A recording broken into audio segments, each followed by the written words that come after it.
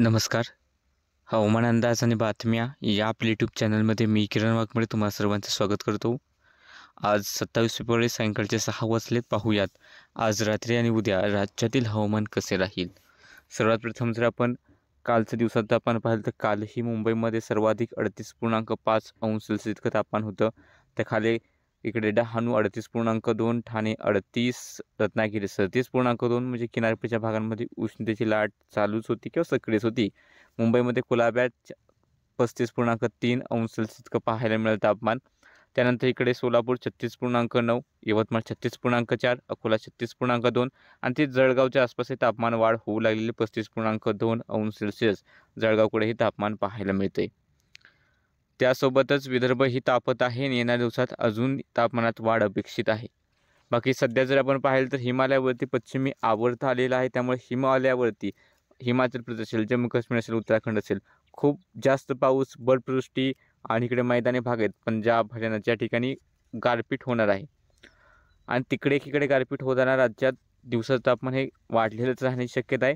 पण पश्चिमी आवर्ताचा थोडासा प्रभाव असा दिसतोय की कोकणातील जी काही उष्णता होती, किनारपट्टीच्या भागातील जी काही उष्णतेची लाट होती ती काहीशी ओसरताना दिसेल. कारण अरबी समुद्रावरून येणारे वारे हे थोडेसे लवकर येतील.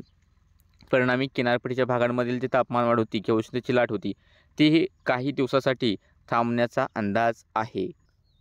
यानंतर जर आपण राज्याच्या इतर ठिकाणचं तापमान पाहिलं तर इकडे पाहू शकता की जळगाव, धुळे, नंदुरबार आणि अकोला या ठिकाणी तापमानाची वाढ ही दिसत आहे.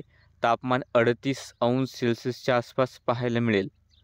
तर ठाणे, पालघर, रायगड, रत्नागिरी, सिंधुदुर्ग किनारपट्टीपासून दूर असलेल्या भागांमध्ये तापमान 38 अंश सेल्सिअसच्या आसपास येईल.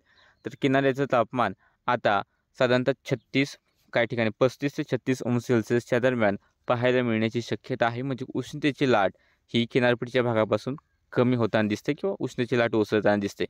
मात्र राज्याची इतर ठिकाणी खास करून मराठवाडा विभाग आणि विदर्भातील विभागामध्ये तापमानात हलकीशी वाढ अपेक्षित आहे. तापमान 36 ते 38 अंश सेल्सिअसपर्यंत जाईल. सोलापूरमध्ये तापमान 36 ते 38 अंश सेल्सिअस. बाकी पुणे, सातारा, राहिलेले सोलापूरचे भाग, नाशिकचा काही भाग असेल, छत्रपती संभाजीनगरचे काही भाग आहेत, तर या ठिकाणी तापमान जे आहे ते 34 ते 36 म्हणजे साधारणतः 35 अंश सेल्सिअसच्या आसपास राहण्याची शक्यता आहे.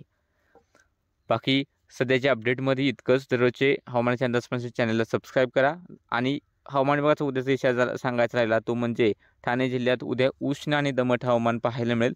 मात्र उष्णतेच्या लाटेचा इशारा ठाण्यामध्ये नाही किंवा राज्याच्या इतर ठिकाणी कसल्याही प्रकारचे इशारे नाहीत.